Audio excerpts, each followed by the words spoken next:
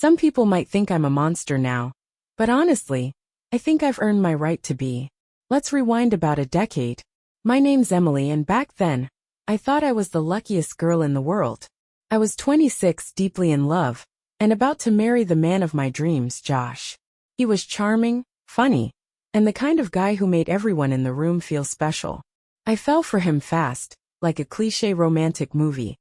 Except I didn't realize I wasn't the only leading lady in his life. Josh proposed after 2 years of dating, and it was magical. He rented out this small restaurant we both loved, and got a live band to play my favorite song. It felt like something out of a Hallmark movie. My family adored him, especially my mom. She called him the son I never had. Which honestly stung because I'm an only child, but whatever. In hindsight, the signs were there. And they weren't subtle. Josh worked late a lot. Something about deadlines and last-minute calls. He had this habit of keeping his phone face down, and got weirdly defensive if I asked him about it. My best friend Amanda even joked about him being shady, but I brushed it off. "You're just jealous I found a good one," I told her. What a joke. The real kicker? Josh would always tell me how lucky he was to have me. He'd say things like, "You're my everything. I couldn't do this without you." Looking back, I wonder if he rehearsed those lines in the mirror before saying them to me. Or if he ever said them to someone else. The wedding was supposed to be the happiest day of my life. Instead, it turned out to be a humiliation I'll never forget. So fast forward to the wedding day. Everything was picture perfect. Or at least, it looked that way on the outside. I spent months planning every detail. The flowers were peonies and roses, my dream combo. The venue was this stunning vineyard in California, with views that looked like they belonged on a postcard. I had the dress, lace off the shoulder, fitted like a glove. The morning of, I remember feeling nervous but excited. My bridesmaids, Amanda, my cousin Sarah, and Josh's sister Melanie, were all smiles. Everyone kept telling me how beautiful I looked, and how Josh was going to cry when he saw me. Spoiler alert. Josh did cry, but not for the reasons I thought. The ceremony went off without a hitch. Josh's vows were perfect. Too perfect, actually. Now I realize they sounded rehearsed, like something he'd Googled at 2 a.m. But back then, I was swooning. We kissed, everyone cheered, and I thought I was walking into my fairy tale ending. Then came the reception. The night started out amazing. First dance, cake cutting, the works. Josh was being his usual charming self, laughing and joking with everyone. But something felt off. He kept disappearing, bathroom breaks, checking in on the caterer, or grabbing some air. At first I chalked it up to nerves. I mean, it's a big day, right? But then Amanda came up to me. She looked nervous, like she didn't know how to say what she wanted to say. She whispered. "I think you should come with me." She led me outside to the back of the venue, near the staff area. My heart was racing, but I didn't know why. And that's when I saw it. Josh. With Brittany. Oh, who's Brittany, you ask? Just one of the bridesmaids. My cousin Sarah's childhood friend. Someone I barely knew but invited because Sarah insisted. Brittany was a little too flirty with Josh during the planning, but I brushed it off because, I don't know, I thought I was being paranoid. And there they were, locked in a kiss that was anything but innocent. His hands were on her waist, her fingers were in his hair, and the world just stopped.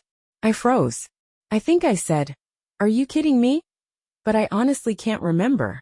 My voice cracked, my chest felt tight, and suddenly, it felt like the air had been sucked out of my lungs. Josh jumped back like a kid caught stealing candy. It's not what it looks like," he stammered. "Not what it looks like." Seriously? My husband, still in his tux, making out with a bridesmaid on our wedding day? What else could it possibly be? Brittany had the audacity to giggle, like this was some high school drama, and not a complete betrayal. I wanted to slap her, but I was too stunned to move. Before I could say anything else, Sarah showed up, followed by my mom, followed by half the damn guest list. Apparently, Amanda wasn't the only one who'd noticed Josh sneaking around. And just like that, my picture-perfect wedding turned into a public spectacle. Josh tried to explain, but all he managed to do was dig himself into a deeper hole. "I was drunk," he said, even though he'd only had one glass of champagne. "It was just a mistake," he whined, like that somehow made it better. The guests started whispering. Someone gasped. My mom burst into tears. I don't remember much after that. I think I walked back into the venue, grabbed a bottle of wine from the bar, and locked myself in the bridal suite. The rest of the night is a blur. But one thing was clear. My marriage was over before it even began. The morning after was worse than the actual wedding. You'd think after such a colossal disaster, people would leave me alone to process. No. Everyone wanted answers. Josh called me a dozen times, leaving these pathetic voicemails like, please, we can fix this. And, I'm so sorry, I wasn't thinking. Meanwhile, Brittany had vanished. Poof. Gone. I didn't care where she went, but the fact that she didn't even try to explain herself made me hate her more. My mom and dad showed up at my hotel room with this bizarre mix of anger and concern. Mom kept saying, Josh just made a mistake. It was one moment of weakness. Like she was defending him. Dad, to his credit, told her to shut up, but he also wanted to know what I planned to do. What I planned to do. I hadn't even processed what had happened yet. My entire life was flipped upside down in the span of a few hours, and everyone wanted me to have a 5-year strategy. Then Amanda came in, and thank God for her. She brought coffee, sat on the bed, and said, So, are we burning his stuff now or later? That was the first time I laughed since it all happened. Josh's sister Melanie also called me. She sounded mortified, kept apologizing for her brother, and promised she had no idea what he was doing. I believed her. Melanie was always sweet and down to earth, nothing like Josh's lying ass. By the end of the day, I decided to confront Josh. Not because I wanted to fix things, I just needed to hear him say it to my face. We met at a coffee shop near his apartment. He looked like crap, which honestly made me feel a little better. His hair was a mess, his shirt was wrinkled, and his eyes were bloodshot. He tried to hug me when I walked in, but I stepped back. Why? I asked straight to the point. He stammered for a second before finally saying, I don't know. It just happened. It just happened? I repeated. You're telling me that on our wedding day, you just accidentally made out with Brittany? She was being flirty, he muttered like that somehow justified anything. I couldn't believe what I was hearing. So, you cheated on me because someone flirted with you? Are you kidding me? Josh looked like a kid caught lying to the teacher. I don't know, Em. I was stressed. It didn't mean anything. I laughed loud and bitter. Didn't mean anything? You destroyed everything. For what? 5 minutes of what stress relief? At that point, I didn't care what he said. I told him I wanted an annulment, effective immediately. He begged, of course. Said we could go to counseling, that he'd never do it again, all the usual crap. But I was done. Done with him, done with his lies, done with the humiliation. Walking out of that coffee shop was one of the hardest things I've ever done. But it was also the first step toward taking my life back. Little did I know the fallout wasn't over yet. Not even close. Breaking things off with Josh should have been the end of the nightmare. But life had other plans. The annulment process was straightforward enough. Thank God we hadn't combined finances yet. But the emotional toll? That was a whole other beast. For weeks, I couldn't leave my apartment without feeling like the world was watching me. The whispers, the side eyes, the pitying looks from people who'd heard about the wedding scandal of the year. Small-town gossip spreads fast, and apparently, my humiliation was prime entertainment. Josh, of course, didn't make things easier. He kept calling, texting, emailing, even showing up unannounced. Every message was some variation of, I love you, I'm sorry, or, I'll change. I started to feel like I was living in a bad soap opera. The worst part? My mom wouldn't let it go. She kept saying things like, you're being too harsh, and everyone deserves a second chance. My own mother, the person who was supposed to be in my corner, was Team Josh. Mom, I snapped one day, would you have stayed with Dad if he made out with a bridesmaid at your wedding? She got quiet after that, but I could tell she still thought I was overreacting. Amanda, bless her soul, became my rock. She stayed over most nights, made me laugh, and reminded me that I deserved better. Josh is trash, she'd say. Take him out with the rest of the garbage. Then there was Sarah, my cousin, my maid of honor, the one who vouched for Brittany. Turns out, she knew Brittany and Josh had hooked up before he even proposed. Let me say that again for the people in the back. My maid of honor knew my fiancé had a fling with her friend and said nothing. When I confronted her, she tried to play it off. It was a long time ago, Em. I didn't think it mattered. Didn't think it mattered? I hissed. It mattered enough for him to hook up with her on our wedding day. How could you not warn me? Sarah looked genuinely shocked. You're overreacting. It wasn't like they were dating. It was just a one-time thing. I couldn't believe what I was hearing. My own family had been complicit in my humiliation. I cut Sarah off right then and there, told her to lose my number. At that point, I felt like I couldn't trust anyone. My marriage was a joke. My family had betrayed me. And the people who were supposed to have my back were nowhere to be found. But if you think I rolled over and wallowed in self-pity, you're wrong. Something inside me snapped. I decided to disappear. Not in a dramatic, leave a note and vanish way, but in a calculated, burn it all down and start fresh way. I quit my job, sold everything that didn't fit in 2 suitcases, and moved to New York City. I didn't tell anyone except Amanda. No forwarding address, no social media updates, nothing. I was done being Emily the humiliated bride. It was time to become someone new. Little did anyone know. I'd be back one day, stronger, richer, and ready to reclaim everything they thought they could take from me. Moving to New York City was the best decision I ever made. It was terrifying at first, no safety net, no familiar faces. But that was exactly what I needed. For the first time in my life, I was free. Free from judgment. Free from pity. Free from all the people who had let me down. I got a tiny apartment in Brooklyn, barely big enough for my 2 suitcases and me. The walls were thin, the radiator was loud, and the neighbors yelled a lot, but it was mine. No one could take it away from me. The first thing I did was get a job. Nothing fancy, just a receptionist gig at a startup. But I was determined to climb the ladder, and I worked my ass off to prove myself. Within a year, I was promoted to office manager, then operations coordinator. By the 3rd year, I was running the place. I poured everything I had into building a new life. I took classes, networked like crazy, and said yes to every opportunity. Somewhere along the way, I found my groove. I started wearing power suits, got a sleek haircut, and ditched the sweet girl next door vibe I'd clung to for so long. But my biggest transformation wasn't external. It was internal. I learned how to stop caring about what other people thought. I learned how to say no, how to set boundaries, how to demand respect. I wasn't the naive, starry-eyed girl who thought love was enough anymore. I was a woman who knew her worth and wouldn't settle for anything less. Oh, and I started dating again. Nothing serious at first, just casual flings to remind myself that I was desirable. But eventually, I met someone. His name was Daniel, and he was everything Josh wasn't: kind, patient, honest. He worked in finance, but didn't let it define him. He treated me like I hung the moon. For the first time in years, I felt happy. Really genuinely happy. But even as I built this beautiful new life, part of me couldn't let go of the past. I didn't want revenge, not exactly. I just wanted them all to see what I had become. I wanted them to know that I had taken the ashes of my old life and built something extraordinary.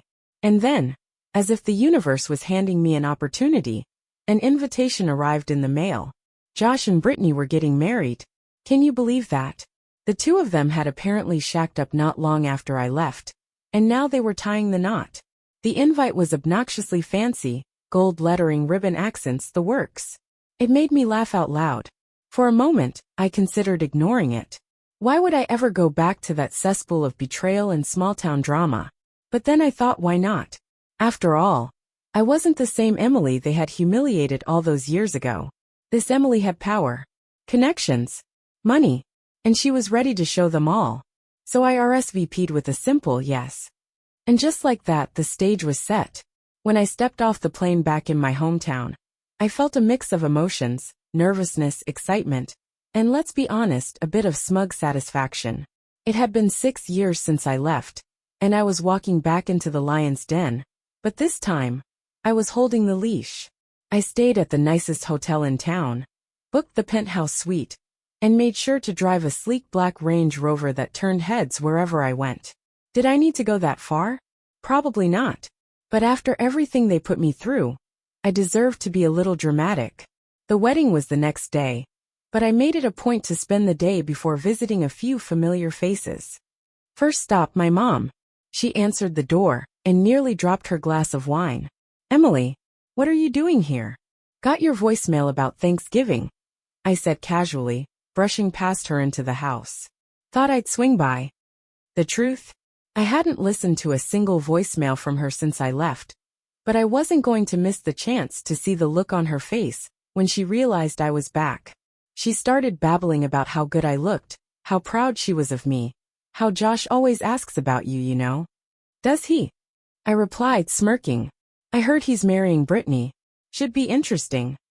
Mom looked flustered, like she didn't know whether to defend him or apologize. I didn't give her the chance. Anyway, I said, standing up, just wanted to say hi. I've got plans. Next stop, Amanda. She screamed when she saw me, and I mean screamed. Oh my God, you're back, she yelled, pulling me into a hug. Amanda was still Amanda. Loud, loyal, and brutally honest. We caught up over drinks, and I told her everything. The move, the job, Daniel, and of course the wedding invite. Wait, she said, nearly choking on her margarita. You're actually going to their wedding? Of course, I said, grinning. Why would I miss the chance to show them what they lost? Amanda laughed so hard she snorted. You're evil. I love it. The day flew by, and before I knew it, I was standing in front of the mirror, getting ready for the big event. I wore a fitted emerald green dress that hugged my curves in all the right places. Simple gold jewelry, flawless makeup, and my hair styled in loose waves. I looked like a goddess, and I knew it. When I arrived at the venue, heads turned. People whispered, some pointed, and a few outright gawked. I walked in with a confidence I didn't know I had back then, and it felt incredible. Then I saw them, Josh and Brittany, standing together near the entrance, greeting guests. Josh's smile faltered when he saw me, and Brittany's face went pale. Emily, Josh said, his voice a little higher pitched than usual. I didn't think you'd come. I tilted my head, giving him my best fake smile. Why wouldn't I? I wouldn't miss this for the world. Brittany stood there frozen, her mouth slightly open, as if she couldn't believe I had the audacity to show up. And that was just the beginning. After the initial awkward greeting, Josh and Brittany quickly shuffled off, probably to figure out how to deal with my unexpected presence. Meanwhile, I grabbed a glass of champagne and started working the room. The thing about small-town weddings? Everyone knows everyone, and everyone wants the latest gossip. So naturally, my return was the main event. People I hadn't seen in years came up to me with wide eyes and fake smiles, asking how I'd been, what I'd been up to, and whether I was okay, after everything. I'm doing fantastic, I said every time, letting my success drip off my words like honey. Work's great, life's great, couldn't be better. I wasn't just rubbing it in. I was reclaiming my story. Every smile, every laugh, every pointed glance at Josh and Brittany was my way of saying, look at me now. Then the real fun started. During cocktail hour, Josh cornered me. I was standing by the bar, chatting with Amanda, who had snuck in as my +1 because of course she couldn't miss this. He walked up, looking as jittery as a kid at a dentist's office. Can we talk? He asked, glancing nervously at Amanda. She raised an eyebrow. I'll just be over there, she said, disappearing into the crowd. I took a sip of my drink and gave him my best. What do you want? Look. Josh sighed, running a hand through his hair. Emily, I didn't know you'd actually come. I mean, after everything that happened. You mean after you cheated on me at our wedding? I said, loud enough for a few heads to turn. He winced. I've apologized for that 100 times. No, Josh, I interrupted, my voice icy. You apologized for getting caught. There's a difference. He looked down at his feet like a scolded child. I don't want things to be weird between us. Weird? I let out a bitter laugh. Josh, you ruined my life. You and her.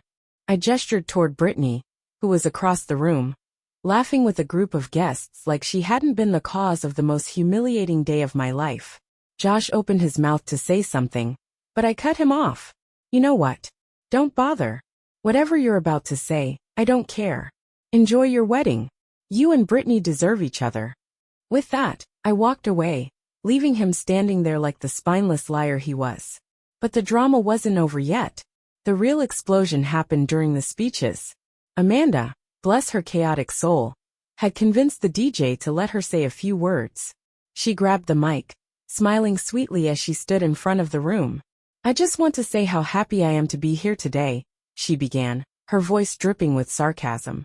"I mean, it's not every day you get to watch two people who destroyed someone else's life finally tie the knot." The room went dead silent. "Here's to Josh and Brittany," she continued, raising her glass. "May your marriage last longer than the 2 seconds of self-control you had at your last one." Gasps filled the room. Josh's face turned beet red, and Brittany looked like she wanted to crawl under the table. I should have been mortified, but instead, I felt a wave of satisfaction. Amanda had said what everyone was thinking, and there was no taking it back.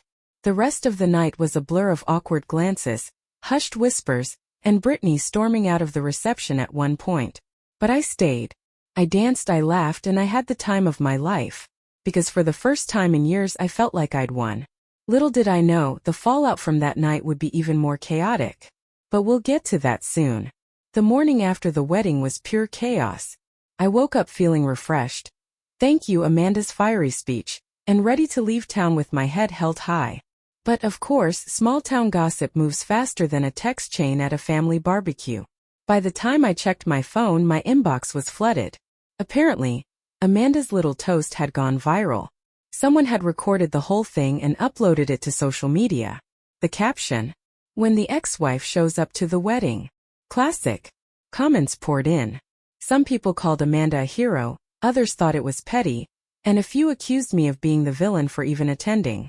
I didn't care. For the first time in a long time, I felt like I was in control of the narrative. Josh, on the other hand, was spiraling. I got a message from Melanie, his sister, around noon. She apologized for everything and gave me the lowdown. Apparently, Brittany had completely lost it after Amanda's speech. She accused Josh of not defending her, threw a drink at him, and left the reception early. By the end of the night, Josh was a drunk, apologizing mess, begging guests to please understand. I almost felt bad for him. Almost. Then came the text. First from Brittany. "You're a psycho for showing up and ruining my wedding. Don't think I'll forget this." I didn't even bother replying. Let her stew in it. Then from Josh. "Emily, we need to talk. You've made things complicated." Complicated? Oh, you mean like you made my life when you cheated on me in front of half the town? I blocked his number. Then to my surprise, Sarah reached out. My cousin, the same one who vouched for Brittany and kept Josh's pre-engagement fling a secret. "Can we talk?" her text read. I debated ignoring her, but curiosity got the better of me. We met at a coffee shop that afternoon. Sarah looked nervous, which was a new look for her. I didn't realize how bad it was. She started fidgeting with her cup. I raised an eyebrow. "You didn't realize how bad it was when Josh and Brittany were literally making out at my wedding? Or when you vouched for her knowing their history?" She winced. "Okay, fair. I screwed up. But Brittany's not who I thought she was." Apparently, Brittany had burned more bridges than mine. Over the years, she'd managed to alienate most of Sarah's friend group, and Sarah was just now waking up to the fact that Brittany's friendship was as toxic as it got. "So what do you want?" I asked, cutting her pity party short. Sarah hesitated. "I just wanted to say I'm sorry. For everything. I should have had your back." I stared at her for a moment, debating whether to accept her apology or tell her to shove it. In the end, I just said, "Thanks," and left it at that. I didn't have the energy to rehash the past with someone who'd already proven she wasn't reliable. The rest of the day passed in a blur of texts, calls, and gossip flying left and right. By the time Amanda and I got back to the hotel, we were both exhausted. "Do you regret it?" she asked, lying on the couch with a glass of wine. "Not a chance," I replied. "They wanted me to disappear.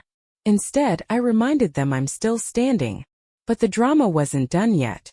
That night, I got a call from Daniel. "I saw the video," he said, his voice calm but curious. "Want to tell me what that was about?" Crap. I'd been so focused on reclaiming my power, I hadn't thought about how it might look to someone who didn't know the full story. "Daniel, it's complicated." I started trying to find the right words. "You don't owe me an explanation," he said, surprising me. "But I'd like to know what kind of mess I'm getting into if we're doing this long term." That was the moment I realized I had a choice to make. Hold on to my grudge, or let it go and focus on the future. But letting go isn't as easy as it sounds. And just when I thought I was ready to move forward, the universe threw another curveball. After Daniel's call, I couldn't stop thinking. I'd spent years rebuilding myself, thriving and moving on, or at least that's what I thought. But the fact that I'd flown back home to attend that wedding and make a statement said otherwise. Was I really over it? Or was I still letting the past control me? I told Daniel the whole story.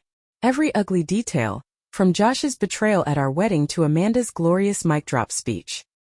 He listened without interrupting, and when I finished he simply said, "Well, that explains the champagne toast heard round the internet." I laughed, grateful he wasn't judging me, but it was clear the situation wasn't sitting well with him.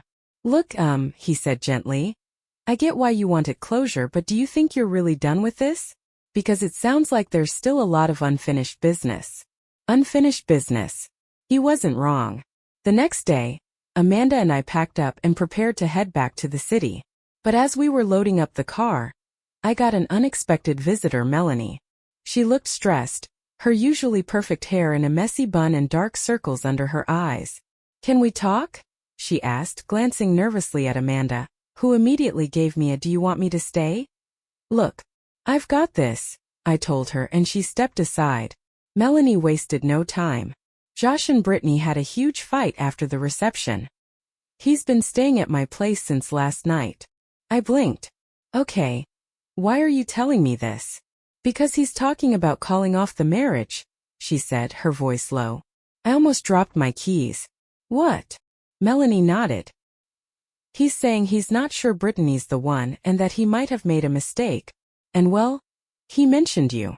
I felt like I'd been hit by a truck. "Me? What does that mean?" "He said seeing you again made him realize he still has feelings for you." Cue the plot twist no one wanted. I burst out laughing, not because it was funny, but because the audacity was overwhelming. "Melanie, please tell me you're joking." "I wish I was," she replied. "But I thought you should know before he does something stupid." Something stupid like showing up uninvited, which, knowing Josh, was a very real possibility. I thanked Melanie for the heads up and got in the car fuming. Amanda glanced over at me as we drove off. "What was that about?" "Josh," I said through gritted teeth. "Apparently, he's having second thoughts about marrying Brittany." Amanda snorted. "Well, that's rich. What's he going to do? Beg for a redo of your wedding?" I groaned. Don't give him any ideas. The rest of the drive was a blur, but my mind kept racing. What did Josh expect? That I'd swoop in and take him back? That I'd magically forget all the crap he put me through? By the time I got back to New York, I was ready to leave it all behind. But of course Josh had other plans. The very next morning I got a knock on my door. When I opened it, there he was, Josh, standing on my doorstep, looking like he hadn't slept in days. "Emily," he said, his voice cracking, "I need to talk to you." And that was the moment I realized this wasn't over. Not by a long shot. The question was, what the hell did he want? When I saw Josh standing on my doorstep, my first thought was, are you serious right now? My second thought was, this man must have lost his damn mind. He looked like a mess. His shirt was wrinkled, his hair disheveled, and he had the audacity to look at me with those sad puppy dog eyes like I was supposed to feel sorry for him. "Josh," I said, crossing my arms, "what the hell are you doing here?" He sighed, running a hand through his hair.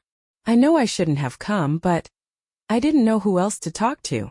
"Try your wife," I snapped. "Oh wait, you don't know if you want to call her that anymore." His face fell, and for a second I thought he was going to cry. "Emily, I screwed up. I've screwed up so many things and I don't know how to fix it." I blinked, genuinely stunned by his boldness. "And what makes you think I care?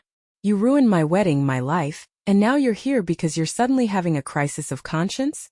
Get a grip, Josh." "I still love you," he blurted out. That stopped me cold. For a moment, I couldn't even process what he'd said. Then the anger hit me like a freight train.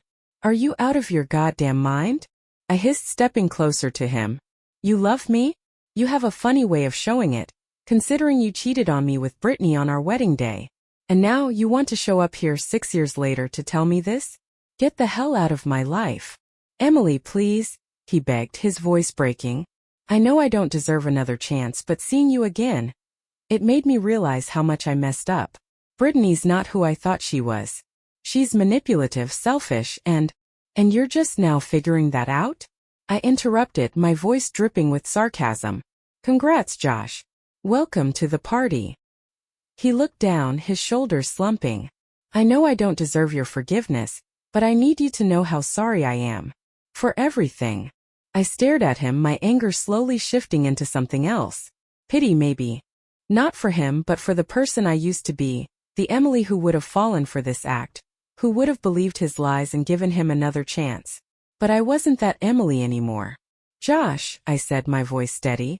I've spent years rebuilding my life. Years. And I'm not about to let you waltz back in and ruin it again. You made your choice and now you have to live with it. Goodbye. I stepped back and slammed the door in his face. For a moment I just stood there, leaning against the door, my heart racing. Part of me was tempted to peek out the window to see if he'd left, but I didn't care enough. When I finally walked back into the living room, Amanda was sitting on the couch, wide-eyed and holding her coffee like it was the only thing tethering her to reality. Was that? Yep, I said, flopping down next to her. What did he want? To ruin my day, I replied. And probably my life. Again. She shook her head. You should have thrown something at him. Or at least let me do it. I laughed. But the truth was I felt a weird sense of relief. Josh showing up was proof that I'd won. He was miserable, Brittany was miserable, and I was thriving. Still, his visit left me with a nagging question. Why now? Why was he suddenly so desperate to reconnect? I didn't have to wait long to find out. The next day, a message popped up in my inbox, from Brittany. And it was a bombshell. When I saw Brittany's name pop up in my inbox, my first reaction was disbelief. Of all the people in the world, she was the last person I expected to hear from. Curiosity got the better of me, so I opened the message. It was short and to the point.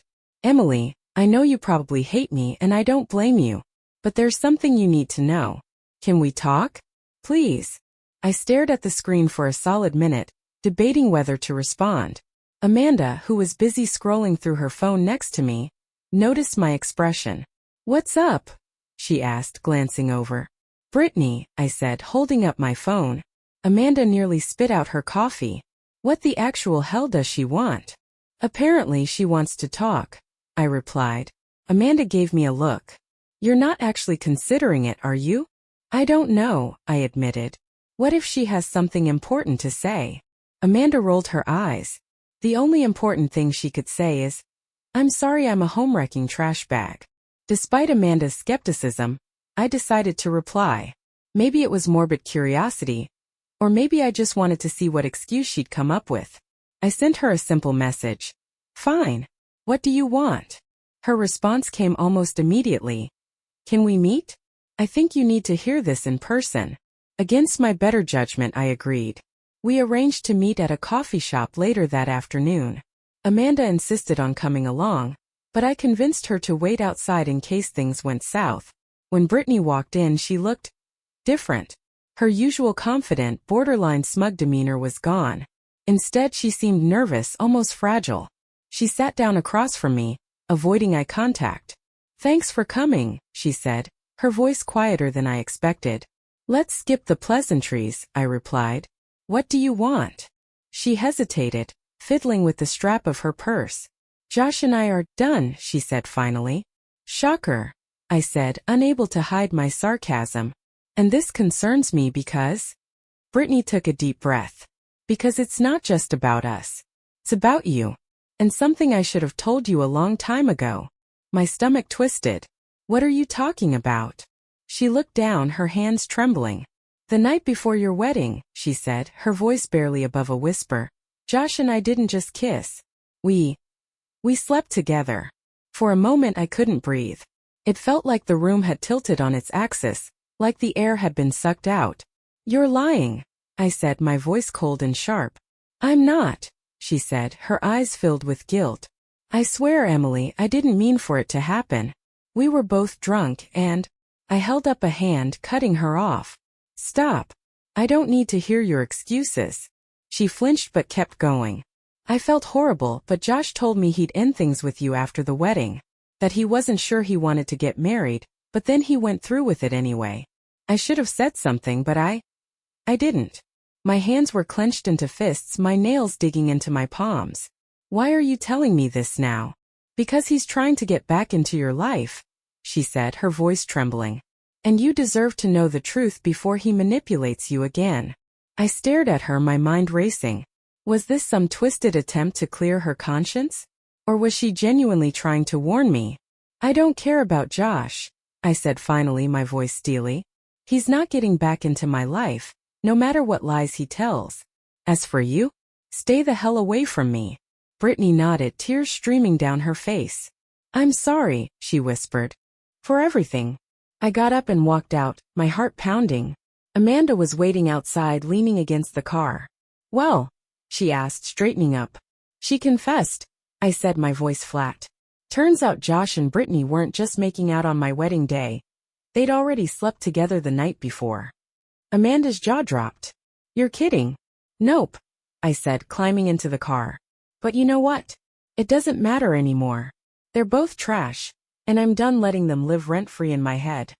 Amanda nodded, a slow smile spreading across her face. Damn right you are. But as we drove off, I couldn't shake the feeling that this wasn't the last I'd hear from Josh or Brittany. And unfortunately I was right. I thought Brittany's confession would be the end of the drama. After all, she'd laid everything bare. And there wasn't much left to say. But I underestimated Josh's ability to make everything worse. 2 days later, my phone buzzed with a message from an unknown number. Emily, please. I need to explain. Meet me at the park near your place. 3 p.m. It didn't take a genius to figure out who it was. I debated ignoring it. But part of me wanted to hear what Josh could possibly say after everything. So like a moth to a flame I went. When I arrived, he was sitting on a bench, looking even worse than he had at my doorstep. He stood up when he saw me, his face lighting up in a way that made my stomach churn. Thanks for coming, he said, his voice hopeful. Cut to the chase, Josh, I said, crossing my arms. He ran a hand through his hair, sighing. I know I've screwed up more times than I can count, but I can't stop thinking about you, Emily. I never should have married Brittany. I should have fought for us. I laughed, a sharp, bitter sound. Fought for us? You didn't just cheat on me, you destroyed me. And now you think you can just waltz back into my life and I'll forget all of it. I've changed, he insisted, stepping closer. Brittany was a mistake. I see that now. But we had something real. You mean like the real connection you had with Brittany the night before our wedding? I snapped, my voice dripping with venom. He flinched, but I wasn't done. You don't love me, Josh. You love the idea of me. The Emily you betrayed is gone.